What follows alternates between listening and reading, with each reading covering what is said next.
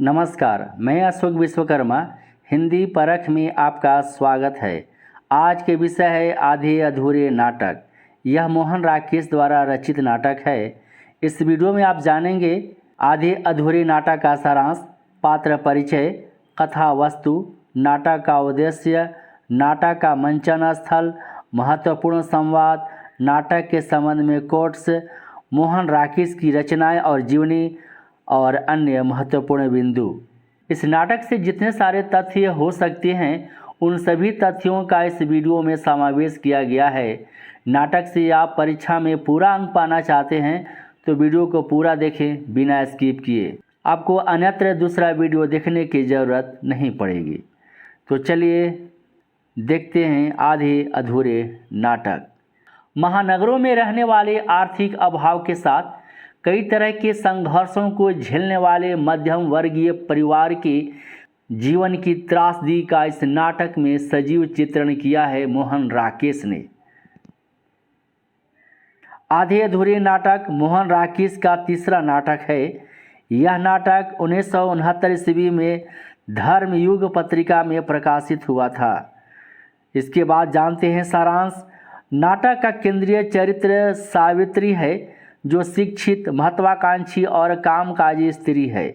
वह नौकरी करके घर चलाती है। वह जिंदगी को भरपूर और अपने तरीके से जीना चाहती है, मगर ऐसा नहीं हो पाता। इसका एक कारण घर की खराब आर्थिक स्थिति है। उसका पति महेंद्रनाथ बहुत समय से व्यापार में असफल होकर घर पर निकम्मा बैठा है। सावित्री ऑफिस से घर आती है तो घर के बिखरे सामान और पति का निठल्लापन को देखकर खींचती रहती है।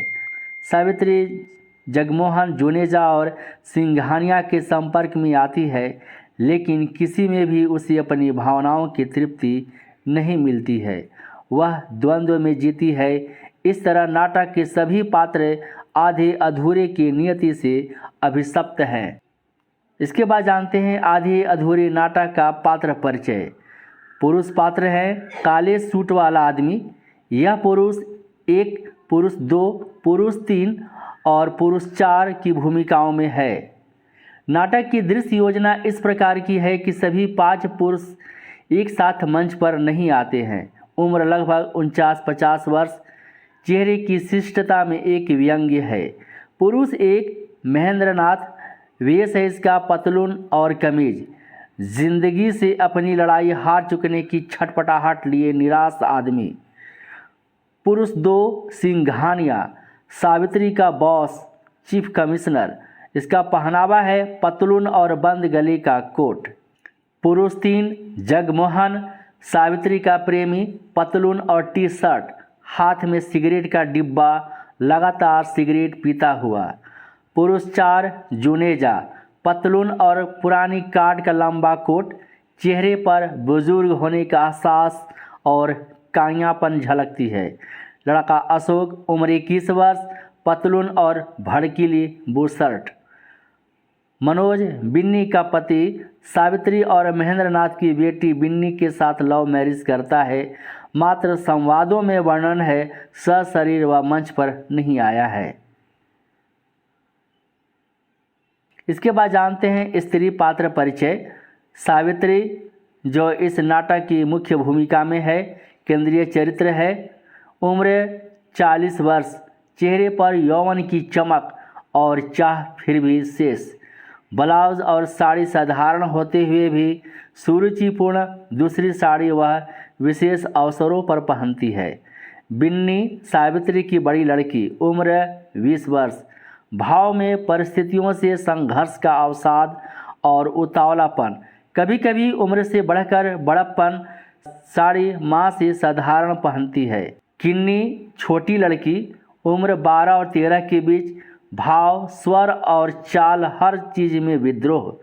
फ्रॉक चुस्त पर मोजे में सुराख। सुरेखा किन्नी की सहेली है, केवल संवादों में नाम आया है। इसके बाद जानते हैं आधे अधूरे नाटक का विषय वस्तु, उद्देश्य। महानगरीय मध्यम वर्गीय परिवार की आंतरिक कलह का चित्रण है। स्त्री पुरुष संबंधों की त्रासदी का चित्रण है। कमज़ोर आर्थिक स्थिति के कारण पारिवारिक विघटन का चित्रण, स्त्री पुरुष के बीच लगाव और तनाव का चित्रण, कुंठित युवा वर्ग की मनोदशा का चित्रण, समाजशास्त्री और मनोवैज्ञानिक अध्ययन, आधुनिक कामकाजी महिला का चित्रण, विवाहेतर संबंधों का स्याह तस्वीर, पुरुष का अधूरापन का चित्रण, नारी मुक्ति का चित्रण। ये सारे इस नाटक के उद्देश्य हैं, विषय वस्तु है। इसके बाद जानते हैं आधे अधूरे का कथा वस्तु कथानक। महेंद्रनाथ 10-15 साल पहले अपने मित्र जुनेजा के साथ मिलकर प्रेस और फैक्ट्री में पैसा लगाया था। आर्थिक स्थिति ठीक थी, 400 रुपये मकान किराया था, बच्चे कॉन्वेंट स्कूल में पढ़ते थे, दावतें होती थी। लेकिन कुछ समय के बाद प्रेस और फैक्ट्री में लगा पैसा डूब गया। महेंद्रनाथ जुनेजा का कर्जदार और बेरोजगार हो गया। महेंद्रनाथ हर काम जुनेजा से पूछकर करता था। महेंद्रनाथ की पत्नी सावित्री किसी ऑफिस में काम करने लगी। उसी से घर चलता है। वह जिस जिंदगी को जीना चाहती है वह उसे प्राप्त नहीं हो पाती। वह पति और बच्चे से दुर्व्यवहार करती है। सावित्री के ऑफिस से घर पहुंचते ही पारिवारिक कलह शुरू हो जाता है।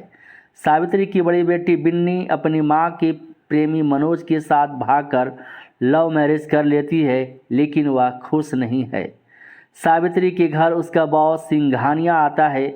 वह पहले भी 2-3 बार सावित्री के घर आ चुका है। महेंद्रनाथ को यह अच्छा नहीं लगता। सावित्री का जगमोहन से नाजुक संबंध है, इस बात को महेंद्रनाथ जानता है। सावित्री अपने पति को बताती है कि अशोक को नौकरी दिलाने के संबंध में अपने घर में बॉस सिंघानिया को बुलाती है। सावित्री सिंघानिया से अपनी बेटी बिन्नी का परिचय कराती है। सिंघानिया बिन्नी पर नज़र जमाए रखता है। सावित्री का बेटा अशोक सिंघानिया की असलियत को जानता है। अशोक 3-3 दिन घर से बाहर रहता है। वह उद्योग सेंटर वाले वर्णा नामक लड़की से प्रेम करता है। वह अपनी छोटी बहन किन्नी के सामान, कलम आदि को वर्णा को गिफ्ट में दे आता है। अशोक बीएससी के 3य वर्ष में फेल हो चुका है। उसे घर के किसी सदस्य से लगाव नहीं होता है। वह भी पिता की तरह ही बेकार है। उसका नौकरी में मन नहीं लगता है। वह भी बदमिजाज और बदजुबान है। उसकी दिलचस्पी केवल अभिनेत्रियों की तस्वीरों और अश्लील पुस्तकों के सहारे बीतता है। छोटी बेटी किन्नी भी इस वातावरण में बिगड़कर जिद्दी, मुंहफट तथा चिड़चिड़ी हो गई है और उम्र से पहले ही यौन संबंधों में रुचि लेने लगती है। परिवार में तनाव और माता पिता के संबंधों के कारण उन सब में भी इस तरह की भावना घर कर गई है। बड़ी लड़की बिन्नी, लड़का अशोक, छोटी बेटी किन्नी, माँ सावित्री सभी अपने अपने प्रेम लीला में लिप्त हैं। एक दिन महेंद्रनाथ अपनी पत्नी सावित्री को मुंह पर पट्टी बांधकर पीटता है। सावित्री शारीरिक भूख मिटाने के लिए अनेक पुरुषों के संपर्क में आती है। वह जगमोहन, जुनेजा, मनोज, सिंघानिया, शिवजीत के प्रति आकर्षित होती है। जुनेजा सावित्री को अप्रत्यक्ष रूप से चालाकीपूर्वक महेंद्रनाथ से तलाक लेने के लिए उकसाता है। महेंद्रनाथ सावित्री से झगड़कर जुनेजा के घर चला जाता है और नाटक के अंतिम दृश्य में ब्लड प्रेशर का रोगी और एकदम कमज़ोर होकर घर लौटता है। नाटक का कथानक समस्या का समाधान किए बिना समाप्त हो जाता है। इस नाटक के कथानक में आपने देखा कि नाटककार मोहन राकेश ने महानगरों में रहने वाले मध्यम वर्गीय जीवन की विसंगतियों और विडंबनाओं का चित्रण किया है। इसके बाद जानते हैं नाटक का मंचन स्थल। इसमें जितने सारे टॉपिक्स आए हैं किसी को कमतर नहीं आंकना है। क्वेश्चन सेटर कहीं से कोई भी प्रश्न टपका सकता है। आपसे विनम्र आग्रह है कि आप सभी वीडियो को लाइक और कमेंट जरूर करें। इसके बाद जानते हैं नाटक का मंचन स्थल। सबसे पहले नाटक देशांतर नई दिल्ली में 1969 ईस्वी में निर्देशक ओम शिवपुरी जो अभिनेता हैं इनके द्वारा मंचित हुआ। 1969 ईस्वी में ही निर्देशक सत्यदेव दुबे द्वारा थिएटर यूनिट के तत्वाधान में बम्बई में मंचित हुआ। 1970 ईस्वी में निर्देशक श्यामानंद जालान के द्वारा अनामिका नाट्य संस्था के तत्वाधान में कलकत्ता में मंचित हुआ आधे अधूरे। 1973 ईस्वी में निर्देशक मदन मोहन श्रीवास्तव के द्वारा झारखंड के जमशेदपुर में रूपायन नाट्य संस्था के कलाकारों द्वारा अभिनीत किया गया। इसके बाद 1995 ईस्वी में निर्देशक भूपेंद्र वर्मा द्वारा शिमला में शिल्पा नाट्य संस्था के तत्वावधान में मंचित हुआ आधे अधूरे का पहला खुला मंचन मुक्ताकाशी त्रिवेणी में हुआ। इसके बाद जानते हैं आधे अधूरे का महत्वपूर्ण संवाद जो आपके परीक्षा के दृष्टिकोण से महत्वपूर्ण है, उपयोगी है। एक गुब्बार सा है जो हर वक्त मेरे अंदर भरा रहता है और मैं इंतज़ार में रहती हूँ कि कब कोई बहाना मिले जिससे उसे बाहर निकाल लूँ। और आखिर यह बिन्नी का संवाद है जो सावित्री की बड़ी लड़की है। आदमी जो जवाब दे वह उसके चेहरे से भी तो झलकना चाहिए। यह महेंद्रनाथ अपनी बेटी बिन्नी से कहता है, मैं इस घर से ही अपने अंदर कुछ ऐसी चीज़ ले गई हूँ जो किसी भी स्थिति में मुझे स्वाभाविक नहीं रहने देती। यह बिन्नी का संवाद है। मैं यहाँ थी तो मुझे कई बार लगता था कि मैं एक घर में नहीं चिड़ियाघर के एक पिंजरे में रहती हूँ। यह बिन्नी का संवाद है। चुकंदर है वह आदमी, उठने बैठने का सहूर नहीं न बात करने का। यह संवाद अशोक का है जो सिंघानिया के बारे में कहता है, मुझे पता है कि मैं कीड़ा हूँ जिसने अंदर ही अंदर इस घर को खा लिया है, पर अब पेट भर गया है मेरा, हमेशा के लिए भर गया है। यह कथन महेंद्रनाथ का है जो अपनी पत्नी सावित्री से कहता है।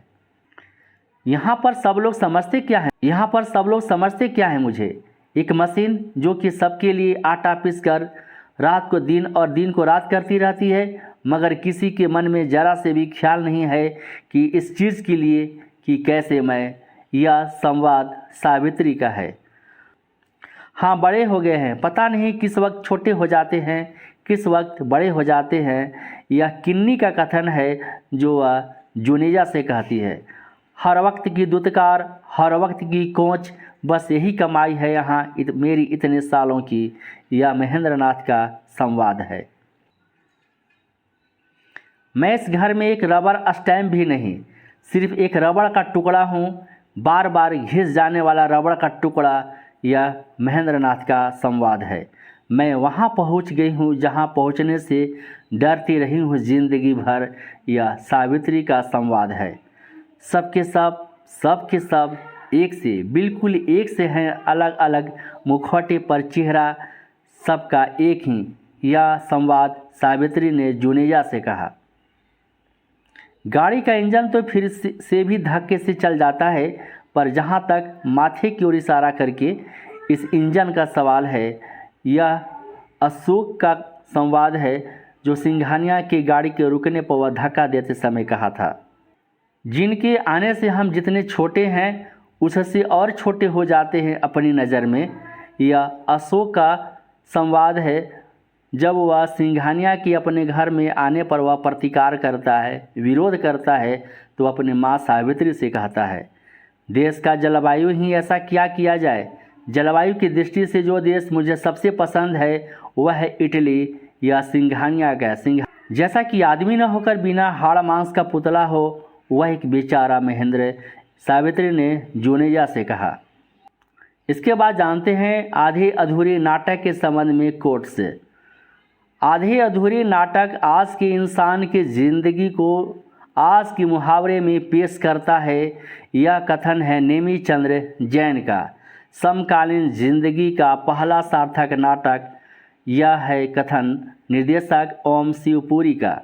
आधे अधूरे के चरित्र को पूर्ण नहीं बनने देते और नाटक की समग्र अनुवृत्ति में बाधक होते हैं। यह कथन है नेमी चंद्र जैन का।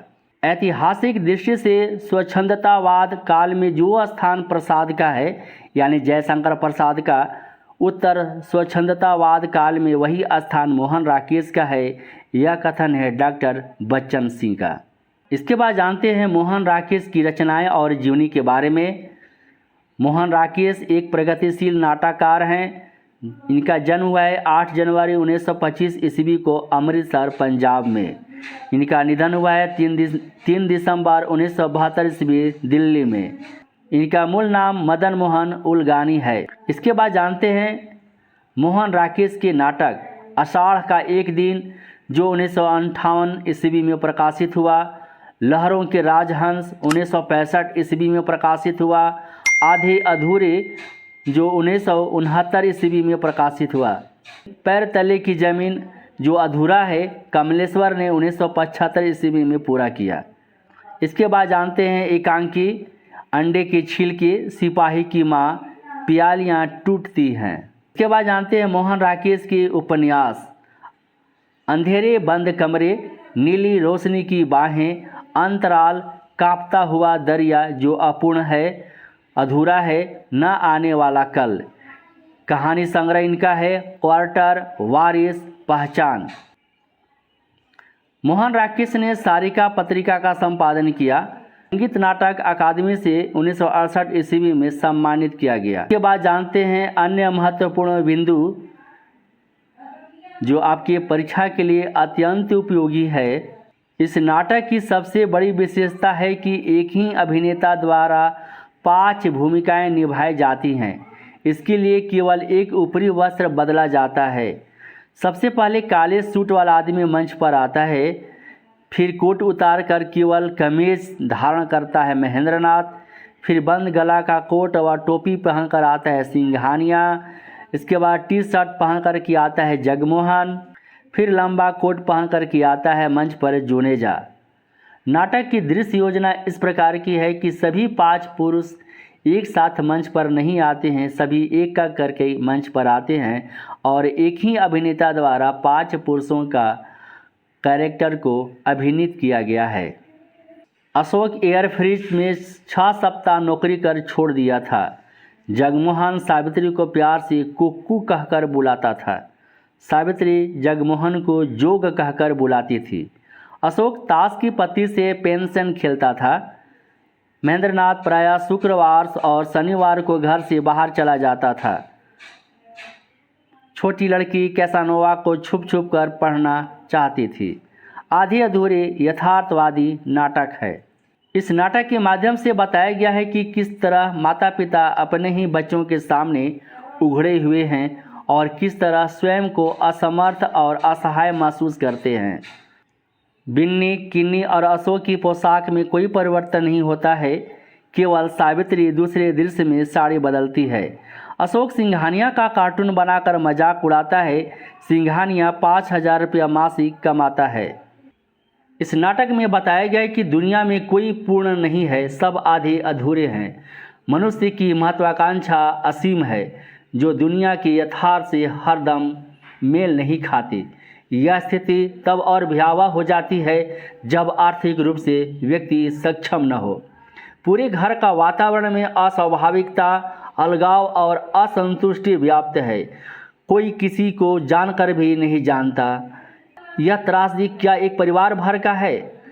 दरअसल यह द्वंद्व पूरे मध्यम वर्ग का है, जहां बहुत सी आशाएं, महत्वाकांक्षाएं, ज़रूरतें, सपने पूरे न होने पर अभाव की आंच में संबंधों के डोर टूटने लगते हैं। तो वीडियो कैसा लगा आप हमें कमेंट कर बताएं। यदि इस चैनल पर पहली बार आए हैं तो हिंदी परह को सब्सक्राइब करें, बेल आइकन को प्रेस करें ताकि नोटिफिकेशन आपके पास समय पर पहुंच सके। वीडियो को लाइक और अपने साथियों के बीच शेयर करें। नमस्कार।